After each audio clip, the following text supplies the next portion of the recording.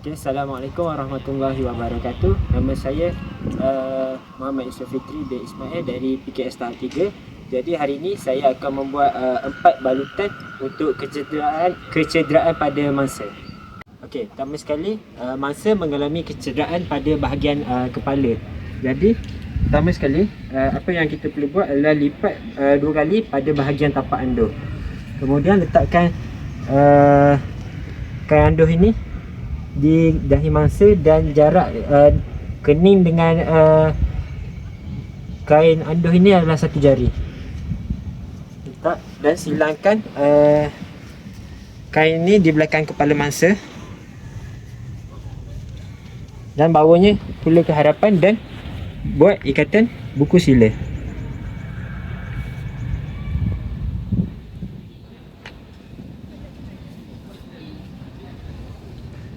Okey, seterusnya kita akan kemaskan ikatan ini supaya dia tidak tercabut dan supaya mangsa dalam keadaan yang selesa.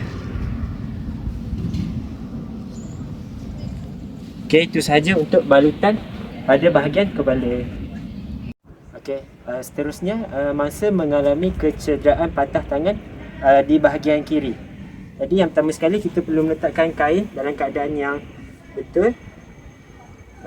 Dan kedua-dua kain akan diikat dan disilangkan di bahagian belakang kepala mangsa.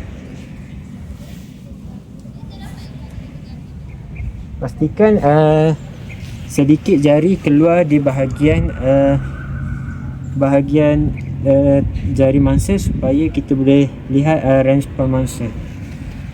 Dan ikat bahagian belakang dengan buku sila. Kain yang lebihan pada bahagian siku mangsa kita boleh kemaskan dengan gulung dan meletakkan di bahagian dalam. Okey, itu sahaja untuk balutan patah tangan. Okey, baik. Seterusnya kecederaan yang ketiga adalah pada bahagian lutut kiri mangsa. Jadi yang pertama sekali kita akan lipat 2 kali di bahagian tapak anduh, kemudian letakkan di atas kepala lutut dan silangkan kain kiri dan kanan ni di bahagian belakang lutut. Bawa kain yang lebih tersebut di bawah lutut, kemudian buat ikatan buku sila.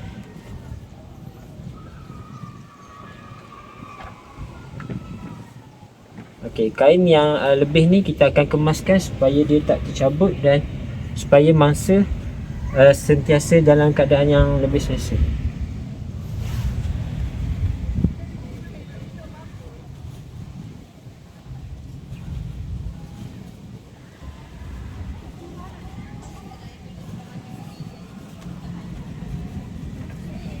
Okey, itu sahaja untuk balutan kecederaan pada lutut. Okey, seterusnya balutan yang terakhir adalah balutan untuk kecederaan pada bahagian kaki belah kiri. Jadi yang pertama sekali kita akan letakkan kain anduh di bawah tapak kaki dan puncak kain anduh kita akan letak di tengah-tengah kaki. Kain anduh kiri dan kanan kita akan silangkan pada bahagian belakang kaki dan bawakan yang kain anduh ni di hadapan semula dan buat ikatan buku sila.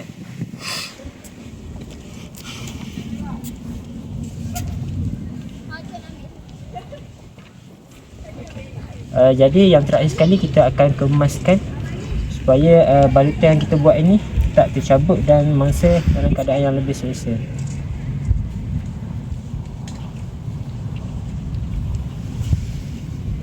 Okey, itu sahaja untuk balutan kecederaan pada bahagian kaki.